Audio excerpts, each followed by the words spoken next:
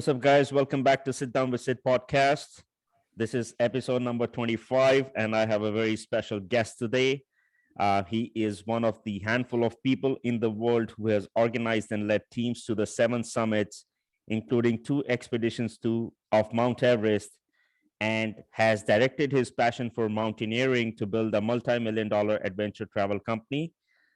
He draws from his unique experiences and achievements to deliver memorable and relevant takeaways about defining and attaining success, effective leadership in dynamic environments, and aligning your goals to persist through any obstacle. Without any further ado, it is an honor for me to present our guest today, David Snow. Hi, David. Thanks for being with us. Absolutely. Thank you. Thanks so much. David, so, before we kind of get into the main subject of this podcast, would you mind taking a moment and telling our audience a little bit about your background and, where you're from, please? Sure. Just quickly, born in California, raised in Utah near the Wasatch Mountain, but never really stepped foot in mountains, ironically enough. Went to business school locally in Utah, went to grad school in Utah as well, got an MBA, and then married. I have a wife, 3 teenage daughters. Started in the cell phone telecom business that you're familiar with. I was there for about a decade and then transitioned over to software sales and fell into adventurepreneurship, which climbing led me into about 15 years ago. Oh my gosh. So how did you first get into the mountaineering thing? So when I was in the telecom cell phone business, I had a coworker one day, just randomly, I'm in my late 20s, and he just comes in, pushes me out of the way, commandeers my computer, pulls up a picture of Mount Rainier in the state of Washington. And he says, "This is Mount Rainier. We're going to climb it. You're going to do it with me." I'm like, "Get out of here. I don't like hiking or climbing, or I have no idea what you're talking about." He's like, No, it's fine. Only 1 or 2 people a year die. And I'm like, "Get out of here. That does not interest me at all." Anyway, he continues to badger me. We take a mountaineering course locally. And then that summer we fly out to the state of Washington. Under horrific conditions, we climb up to the summit of Rainier. We're sitting down, my coworker, we're totally exhausted.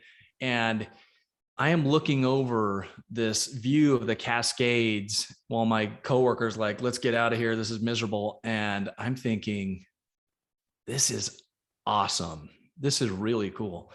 So climbed down and got bit by the mountaineering bug.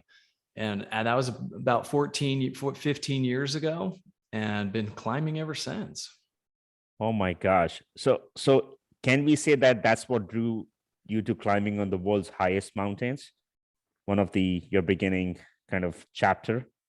Yeah, Sid, I never thought that step up on the summit of Rainier would lead to where it has. But after that, I was the one badgering friends to come back. So we climbed Rainier the following year. And then I had some other friends like, "Well, what else is out there?" So I had a cousin who lived in Switzerland. He's like, "There's this thing called the Matterhorn in my backyard." He's like, "I don't know how to climb, and you just got into it. Maybe we got to do it." I'm like, "Okay, we can try it." But we got a little bit too intimidated, got cold feet. So we settled for Mount 𝐾𝐚𝐯𝐢𝐼 instead of the Matterhorn. And from there, every year, we've just gotten together with a group of climbing friends to see what's next. So like over the years of climbing these mountains, have your motivations changed with age and experience? And like, what kept you going back to high altitude, year after year?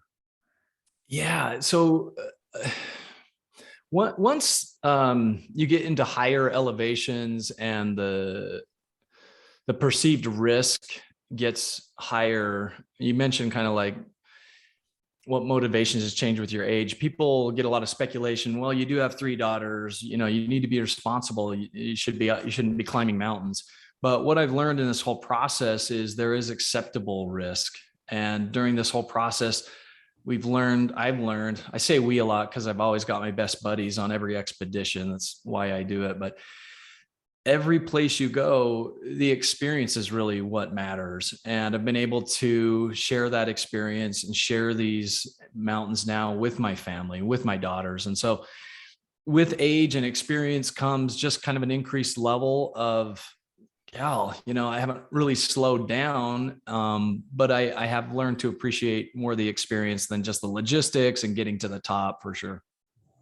So, listen, to do what you do, you have to be physically and mentally really tough. So, like, how challenging was it for you to prepare yourself in those aspects? And did at any point you kind of thought, you know what, I don't think I can do this anymore? Yeah. Very early in my career, I keep a little kind of journal. And I remember climbing a peak called 𝐾𝐚𝐯𝐲 in South America, right after 𝐾𝐚𝐯𝐯, actually, where I said, this is miserable. Like, I'm never doing this again, because your body and your mind naturally gravitate to the comfortable. We as humans, we want to take the path of least resistance. We want to bask in that warm glow of sedentary. And so when that's not the case, as a matter of survival, your instinct is like, get me off this mountain, get me away from risk. Don't let me take this next business challenge. Don't put me in front of this group to speak. You name it. We're trying to always find ways to get more comfortable. So I've actually learned to appreciate the discomfort, the growth and discomfort.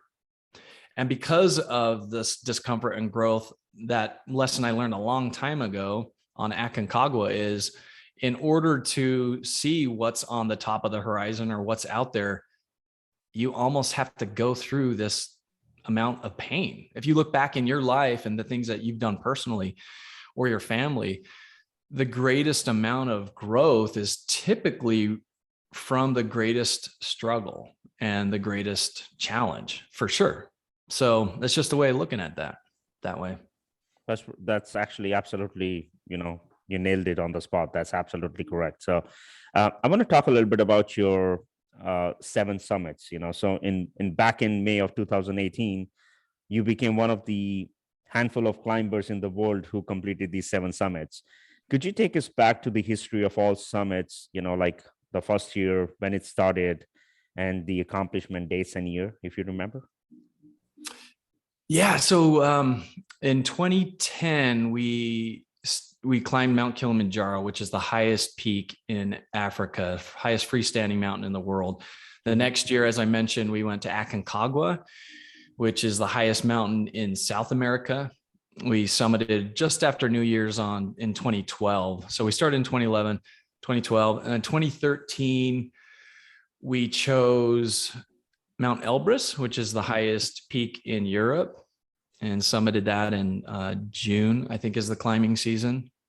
And then we kind of realized, all right, if we're starting to check off these highest continents, let's take a look at Denali, which in terms of the 7 summits outside of Everest is the most challenging. And once we got to the top of Denali in 2014, my friends and I kind of started to think about Everest and think about the 7 summits. Whereas before we're like, this is just fun as a group to get together. We were self-guided in a lot of these. And then we knocked off 𝐶𝐲𝐿 in Australia the following year, which is just kind of like a day hike. And then from there in 2016, we went to the bottom of the world and got to the top of Antarctica, which left Everest as our final 7, which we then attempted in 2017. So, I read about you. I want to talk a little bit about Mount Everest. So you have led expeditions to Mount Everest twice, and you were successfully able to summit it once. Now, my question to you is, the reason why I'm asking this question is, I watch a lot of documentaries on Everest, and some people call it a death wish, So what was it that first drew you to Mount Everest? Yeah, Everest is funny. There's not a person on the planet who doesn't know what Mount Everest is. It's the most famous piece of real estate on the planet. There's a lot of misconceptions. There's a lot of perceptions. And so for different people, it can invoke a lot of different things. For me and our group, it was another mountain, certainly a mountain we had to respect, a mountain that's beautiful as Everest and the Himalaya are. The people, the Nepali people, are that much more incredible. And so it was this overarching compilation of everything. And it was the culmination of our 7 summits that we kind of fell into and we were working towards. So Everest was never initially on the radar until we said like, well, we've kind of been fortunate enough to reach the top of these other peaks. Let's head out to Everest and try that expedition. So we did. So David, I mean, being the highest point in the world, how tough was the training? Did you have to do some special kind of training? Because once again, when you talk about Everest, it kind of, has its own kind of perception, So, Yeah. so I want to talk a little bit about that, what kind of training it takes. Is it for everyone? Like, what sets people like yourself apart from people like us who only dream of climbing it, You got to be a little bit crazy, I think, to take an Everest expedition. But the summit a lot of times is won or lost in the training. So it's I have a weighted vest that's 40 pounds that I would wear on a stair climber. So you go into the gym with this weighted vest and people look at you funny. They're like, what's going on here? I have another backpack where I put 30 pounds of water in a jug, carry it to the top, then let the water out at the top just so it doesn't kill my knees on the descent. A lot of cycling, swimming, core, and you're doing that 6 days a week. At night for Everest, I had a company who wanted me to try this kind of hyperbaric chamber. So it's this tent that surrounded my pillowcase and essentially limited the oxygen. So it raised my elevation to about 15,000 feet. I got up to about 18,000 before I left to Everest. And so all these different components that go into trying for a successful summit before you even take your first step on the mountain. So for those who come well prepared, it's a big investment in time and sacrifice, but I've never heard anybody say they've overtrained once they get into an expedition and kind of see what it's like. So yeah, it's a lot of time, but the dividends are worth it. I'm absolutely sure about the dividend part. So your first attempt to Mount Everest was back in 2017. And this is what happened, 300 feet. And that's what separated you and your team from the rooftop of the world. So what happened? I mean, how crushing was that for your team's morale? And did you contemplate on trying to go for the summit in the next coming days? So I'm actually asking you, sorry to ask you 2-3 questions in the same sentence, but let's talk about, as I said, you were just 300 feet from the summit. So what happened? Yeah. So it would have been May 16th, 2017. Our expedition manager, a lot of people don't realize when you leave base camp on Everest to go for the summit, you're not at the summit for 5 more days. So your weather report that you get has to be the best guess from 5 days from now when you leave, because once you leave, you're committed. Sure, you can come down, but that's not the idea. You've been on the mountain for 6-8 weeks, and now you're ready to go. So we set out from base camp, go through camp 1, 2, 3, wait at camp 4, the final camp before the summit.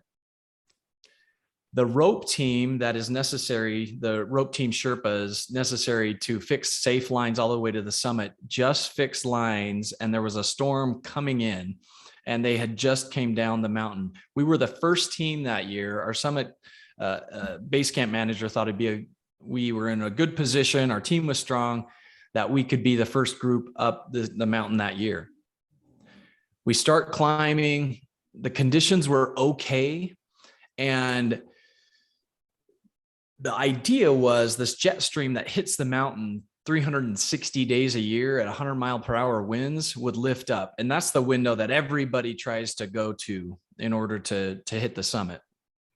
the jet stream was going to lift until about 7 a.m. And so we were trying as best we could to reach the summit before 7 a.m. And as we're going, the winds just started picking up and getting stronger and stronger. We're leaning into the wind step after step. We get to the south summit, which is, like you said, 300 feet from the top. And that jet stream that was supposed to be off for a couple more hours had already slammed down. And now it was blitzing us with about 100-mile-per-hour winds. We're arguing with our Sherpa, and he was telling us, we have got to turn back. We've got to turn back. We're like, oh, and I'm devastated. Even though it's probably 4 a.m. and it's pitch black, I can just see the summit, because in my mind's eye, I have trained with this bag, with this cycle, everything in the gym. I have just trained and seen it. And previously, a couple hours before, one of the sobering things about climbing Everest is you do pass bodies that are frozen along the route. And we had passed a body that had been there probably a year prior. And it finally got to the point where our guide, who is very knowledgeable, �𝐸 said, if we don't turn back now, you are going to be like that body we passed a few hours ago. And that's all it took. I mean, once he said that and knocked some sense into us, finally, we shouldn't have been there trying to argue with him in the first place. But from that moment, we turned back, and believe me, it was the hardest, slowest climb down of my life, because we were so close. And to the second part of your question, did you want to come back? Once we got back down to Camp 2, at 20,000 feet, my friends were like, my 3 buddies were like, oh man, we're gassed. But I was thinking, gosh, maybe we can give it another shot. And they said, bless you, we're done, we're going down. But I wanted to give it another shot. And day after day, I was down about 20 pounds at that point. My base camp manager finally came across the radio and said, you know what? The weather for the next 5 days is going to be just like the weather that turned you back. You can risk it, or you can come back. And I realized at that point, my expedition was over. And so we came down, and without the summit, without our 7 summits, and it was pretty tough. So David, I want to ask you a couple of things. Number one, so you only have a 2-week window frame to summit Mount Everest. Is that correct? Yeah, that's usually about the average, middle of May. So the reason is you stood in Camp 2 for 5 days because you wanted to go back again. But once that window closes, there is no way of going back up. Yeah, there could have been maybe a week later, but I just wasn't in the right physiology to sustain any more time on the mountain. And so for me, I think there might have been some summits later that season. There certainly were, but the position that we were, the shot that we took when we did, kind of was our opportunity, even though I thought, let me hold out. I'm feeling okay enough. Who knows what would have happened if I would have attempted again. The weekend that I thought I could go, during that window for those 4 or 5 days, 4 climbers died on Everest. So, again, kudos to my base camp manager. Thanks to an insightful guide that turned us back in the first place, because I think we'd probably still be up there if we listened to ourselves instead of our guide. So David, is it true that more people die descending than ascending the summit? I believe that to be the case. I don't know the statistics, but in mountaineering in general, absolutely. You're so focused. Yeah, you're so focused on the goal. Any trips or situations I've had have definitely been on the descent. You train in your psychology as the summit. It's not the summit is only halfway. So that's what we have to train anybody that I climb with. It's like, we're only halfway once we're standing up there, basking in that few minutes of a goal achieved. Your goal isn't achieved until you're back home safely. So a lot of people will let their guard down. They're extremely fatigued. It's less control in terms of gravity descending than climbing up a mountain. So all those things play into overwhelming majority of accidents happening on the descent. So now your 2017 summit is over. You come back home, you let things settle down. I'm sure, it must be devastating for some time, but then you kind of regroup yourself and you decide, you know what, I'm going to go back to Mount Everest in 2018. And this time, you successfully stood on the highest point of the world along with your teammates. Now, before I ask you about what does it feel like to be on the highest point of the world, I want to ask you, what was different this time in terms of your mindset? Since you knew that it could happen again, what happened in 2017? So in 2017, my wife is like, while I was still in base camp, just kind of feeling sorry for myself. She's like, well, what do you think? Do you think you'll ever go back? And I'm like, I don't ever want to even think about this, because I was in that frame of mind, just totally obliterated. I get home and we do a family reunion in a place called Mammoth Lakes, California, with my wife's side of the family. And I didn't really think about going back. We're at this family reunion and we rented these paddle boards, and these paddle boards had to be returned at like 4 p.m. It was across the lake and we're at the shore, and I'm with my youngest daughter, and the time is approaching. We need to get back. And this wind picks up again, this wind that seems to be like the bane of my existence everywhere I go. This wind picks up and my daughter's concerned. She's like, Dad, do you think you'll be able to get those paddle boards back across the lake in time? And my uncle-in-law, who's there, said, of course he can. He almost climbed Mount Everest. And that word almost just really stung. So when I got home, I just couldn't get that out of my mind. Am I going to be the almost guy? I'm going to be the guy who almost reached the 7 summits, who almost climbed Everest. So I went with talked to my wife again and asked her if I could get another pass. And she's like, fine, because she's the true hero amongst the Sherpa guides that we have. It's my wife for understanding all of this craziness. And then I phoned my friends and my buddies and got them on board. So what we did differently the next year, we were in a little bit more control of when we would decide our summit window would be. Preparation, the anxiety of the unknown wasn't there this time. We knew we could do it. We knew we were so close. We just needed the right weather window. We knew the systems, the training, all of that was in place because of our experience. And so once we did get that clear forecast that, all right, it's go time, we were pretty confident that we could reach the top and return safely.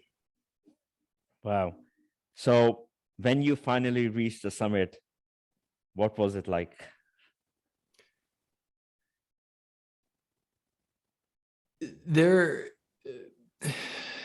It's so hard to describe, which is why I'm kind of at a loss for words. When you stare across this world, not just on Everest, but any place in nature or any beautiful piece of art, there's something there that can be transformative. And so with a situation like Everest, where you stare across the Himalaya, there's nothing below you, and you take a moment to pause just for the gratitude for the enormity of it all, it can change your DNA. It changes you internally. Coming off that mountain, coming back to the valleys of life, anything that might pop up in business or the world, you realize, you know what? It's not so hard. I know I can do hard things. And the only way that I know I can is because I've been through the difficult. I've leaned into the difficult and been out on the other side. So what's it like on the top? It's life-changing. So is it correct to say when you came back, you were a different man? Yeah, there's an old cliche that says the man who starts the race is not the same man who finishes it. I think that's true with anything in life that's worth pursuing. I've been changed just a little bit for the better on every climb, especially Everest. You're a little bit more patient. You're a little bit more appreciative. Unfortunately, I've had friends die in the mountains. And so this beautiful thing that creates so much richness to life, so much preciousness, I guess is the wrong word, that's added to my life can also be taken away. Like the shirt I'm wearing, it says the mountain doesn't care. That is so like, true.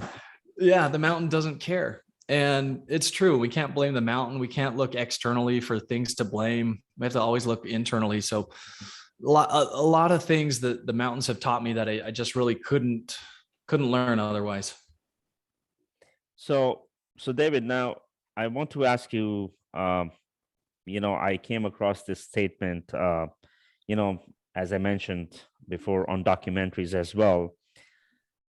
They say people like yourself who climb highest peaks in the world, they have some sort of substance inside them that keeps them bringing back, although they know the risk of losing their life.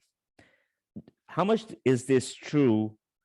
Do you agree, or you think there can be a different perception to this question or statement? Yeah, Sid, I don't think anybody, I know nobody sets out thinking or believing they'll die in the mountains. They're aware of it. They know the risk and the possibility, but there's not a single person who's like, yeah, I'm confident I'm not coming back. So I'm not an adrenaline junkie. My friends and family know that I'm like super safe, which kind of seems contradictory to what you see and what perceptions are with mountaineers and mountain climbing. But if it wasn't safe, I wasn't in control, I wouldn't do it. I wasn't some crazy teenage kid. I didn't get into mountaineering till my late 20s. So when you say like, you never really know until you try, I mean, that was true in my case. I was not pulled to the mountains. I wasn't a nature lover at the time. None of this was open to me. So are there different types of substance inside of people that pulls them to this? Maybe it's in everybody. They just don't know because they haven't stepped foot or haven't tried it. But for me personally, it's not the thrill or adrenaline or anything. It's certainly much more about the relationships and the experience that brings me back. Very well said. One last question I want to talk about on Everest before I move on to the other topic is for you to explain to our audience. So there are two sides of climbing Everest, the North Ridge and the South Col. Did you attempted the summit from the south, both sides? I did both times because for me personally, I did a lot of research. I was kind of the expedition leader, and I wanted to give our group a really authentic experience of climbing Everest, which the south side, you have to spend a week to 10 days, even to trek into base camp. You're trekking through the most beautiful terrain in the entire world in the Himalaya. You experience the culture and the people when you stay in tea houses. The Khumbu ice fall, which is very dangerous. You have to navigate through, and then just the Western Khum, the South Col, like you mentioned, on the way to the summit. The north side is you can drive to base camp. It's a little windier and it is more difficult, a little bit more technical on the summit day, but the cultural experience is a little bit less, I believe. Again, I can't speak to the north side. It's certainly a worthy side of the mountain, a worthy route. I don't want to diminish that at all, but both in 2017. And then we decided let's do the same route because we had such a great experience the year before. We repeated the same route again. Interesting. The reason I ask you this question is because I've done a lot of reading on Everest, and they say that the North Ridge, one thing is that the border lies in Tibet, so you need a permit from China, in order to enter the north side. Yeah. Second being, they say that it is not as steep as the south side, but it is more dangerous than the south side because there is no way to rescue you from the north side if you're stuck. Is that correct, David? Based on your knowledge? Yeah, to my knowledge, they're getting better at the helicopter rescues on the north side. It is a more dangerous summit day on the north side. It is colder. Okay. So exposure is colder. Statistically speaking, I don't know the per capita. Certainly, I think it's like 75% of the summits happen from the south because of volume. Okay. And that's, 75, 25, that I'm not sure exactly, but you're right. Yeah. The ability to rescue, it's all controlled by China. And so that's another hurdle on the north side, but a beautiful mountain all around, and any route that you can manage to take, there's definitely pros with each side. Amazing. Now, have you ever thought about climbing K2, which is considered to be more dangerous than Mount Everest? Am I correct on that? Or Yeah, it's more technical. My wife says, if you don't want a wife anymore, you can climb K2.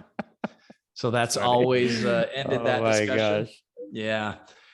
We did a mountain called 𝐷𝐴 2 months ago, and that's more technical than Everest. And that was a wonderful expedition. And my guide, who is my guide on Everest, was my guide on 𝐷𝐴. He's like, you've done this, you can do K2.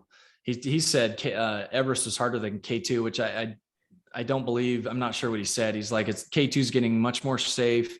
And he's like, you especially, your group could do it. But the perception again is there. It definitely is a more difficult technical climb than Everest. And for whatever reason, the wife's can only give me so many wife passes. But today, K2 is not on the table.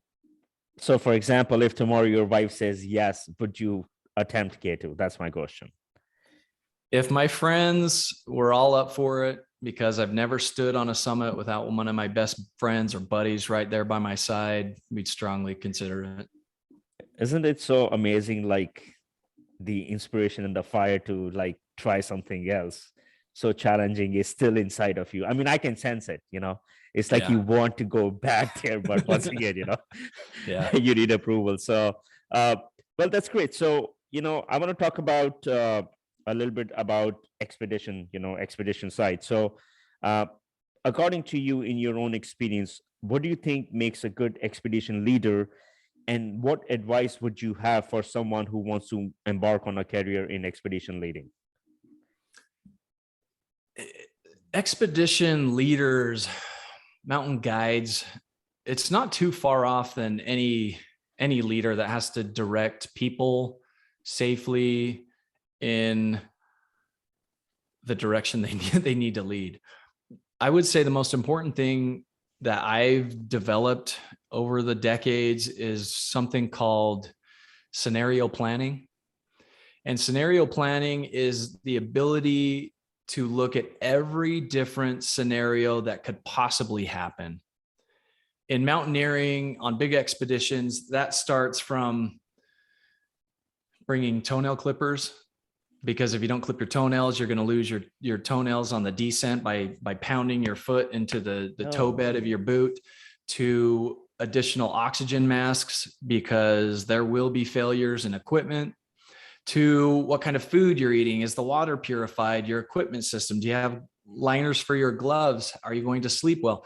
All of these different things, in addition to the external forces of weather, of avalanche, of terrain, of rope, all these scenarios you continually play out so that when you get into that situation, it doesn't impede the progress of your expedition or the safety of your team. So I would say that in terms of leadership is probably the most important key that I've found. And then once you decide on where the direction is you're going, you got to boldly go in that direction that feels the best. And you got to confidently go, because there's people on your rope team that are tied to you to safely climb up these crevasses, climb up these icy mountains, that are really looking towards you for your confidence, even though you might not have the first clue of where you're going or what you're doing. You kind of have to make it look like you are. And you can do that through these scenarios that you play out in your mind. Great. So, for people, I also want people to know that you are also an author. You, back in April of 2020, you wrote your first book, Peak Persistence: Why Some Reach Life Summits While Others Fail. So What inspired you to write this book? And if you don't mind telling our audience a brief synopsis of what the book is all about. I'm getting my copy tomorrow in the mail, so I'm excited to read it. I appreciate that. Yeah. It was when we were climbing Denali, it was on our summit day. It was the worst year on the mountain in 4 decades. The weather was horrendous, but the day we went for the summit was Bluebird Day. Conditions were great. We were getting ready, and our team is about ready to hit the route. And this group that we had been climbing close to throughout the previous 2.5 weeks, I noticed one of their group members descending from the route by himself. And I couldn't figure out why. We had done everything to get in this position to go. And he comes back and he's walking past. And I just simply asked, "Hey, how are the conditions up there? And what's up?" He says, "Conditions are fine. Route's great." And he said, "It's just not for me." Wow. And I thought about that. And that's what actually led me to write Peak Persistence. I was captivated by how different people, given these different situations when they've tried so hard, what's the difference between people who will take that next step and continue the climb, everything being equal, versus those who turn back and say, "It's just not for me"? And what do they miss out on in life? And what are the people who progress and continue? What does their life look like? So I incorporated some of my mountain stories, some business examples, case studies in with that to kind of just put down on paper what I thought was pertinent in my life, and maybe hopefully to others as well. Well, I am excited and I can't wait to read. Also, we will put the description of the link in the video description so people can actually go and purchase the book. I want to talk about your businesses, ventures, So you have several successful mountain climbing and adventure companies in Africa, Nepal, Central, South America, and the US. How did that come about, and what was the driving force behind these successful ventures? Yeah. So after Rainier, when we first started climbing, my buddy suggested a volcano in Mexico that's 18,000 feet called Orizaba. We went down there, wonderful family, had that does these tours to get you to base camp. They drive you up there in a 4-wheel vehicle. They have this hotel hostel and type of environment.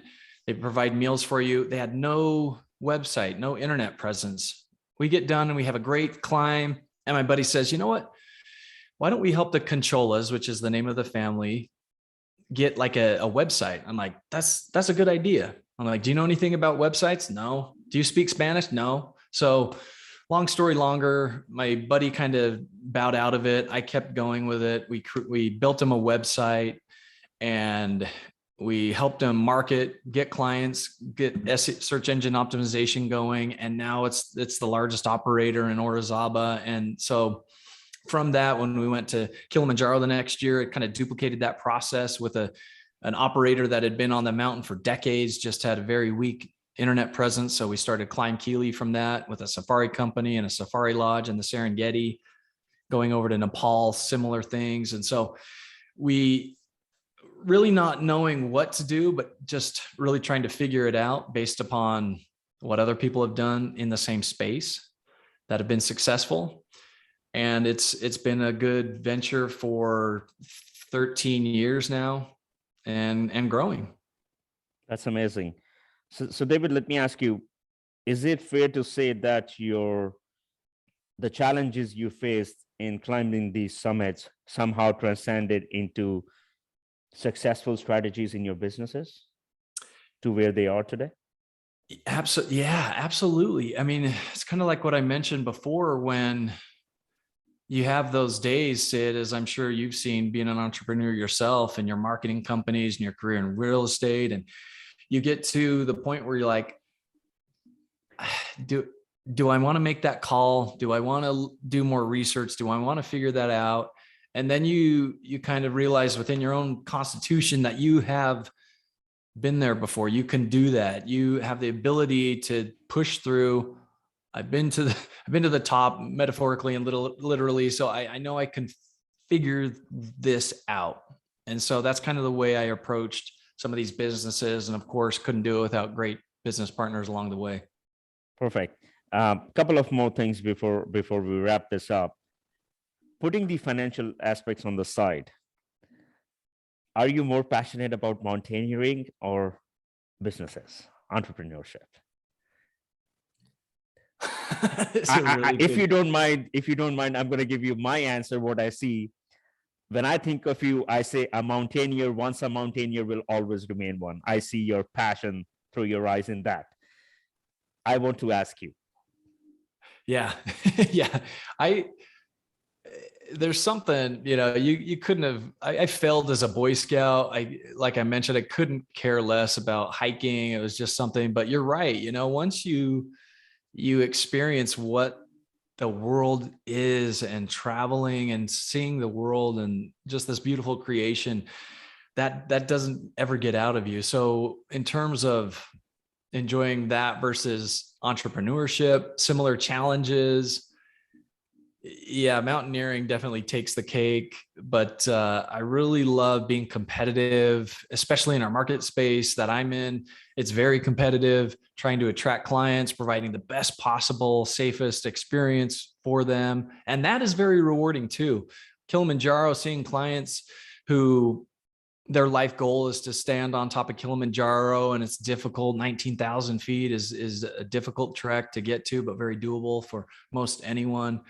That's very rewarding in and of itself, even though I'm thousands of miles away, but can see our clients week after week achieve something that they work towards. So yeah, both of them kind of go hand in hand and are both very rewarding.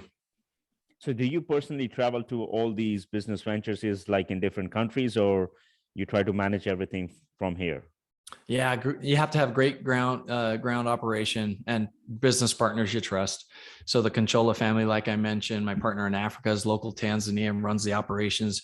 We package the clients, and once they hit the ground there, they're all responsible for our partners there, but not possible unless you have a trusted, reliable, good operation right on the ground. I mean, it's good to be a successful entrepreneur, but it's different to be a successful international entrepreneur. So like was it really challenging coming from like cultural aspects, different policies in different countries for yourself? I mean, I'm very interested to listen to that, if you don't mind. Yeah, absolutely.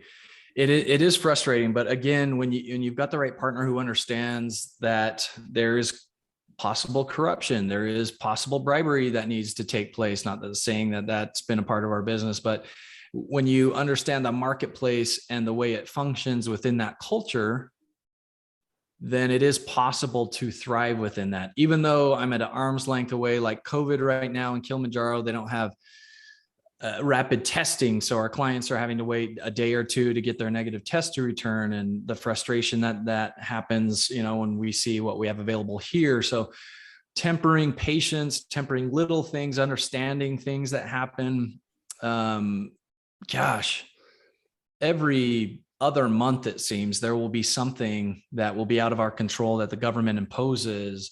Our safari camp in the Serengeti, they gave us 6 months to pick up and leave because they wanted that area for an ambassador of another country to build their own. There's just situations that pop up time and time again. But again, back to the scenario planning.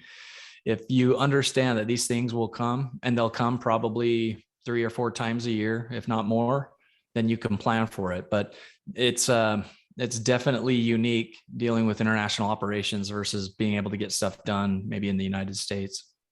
That's great. One last question before we wrap this up is I want to talk about your YouTube channel, which has over 60,000 subscribers, and I am one of your fan, if I can say that. So what inspired you to come up with this YouTube channel? And I noticed that most of the documentaries you have is, Everest, K2. So can we talk about that for a few minutes, just for our audience to understand, please? Yeah, there's I think channels that we'll have people who will film their climbs.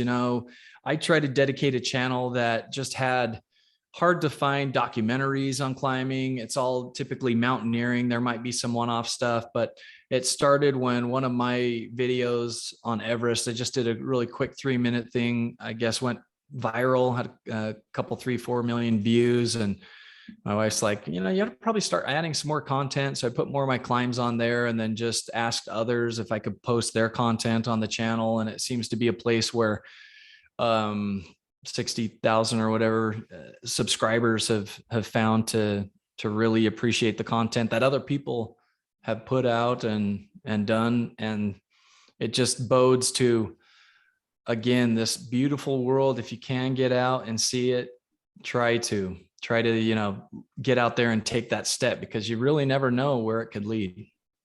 That's amazing. David, you are such an inspiration. I am so grateful to have you.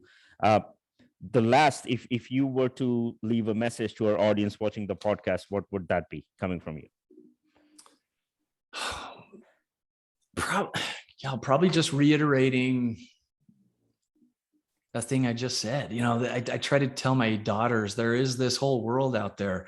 There's this world that I didn't know existed. I didn't know that could be available to us.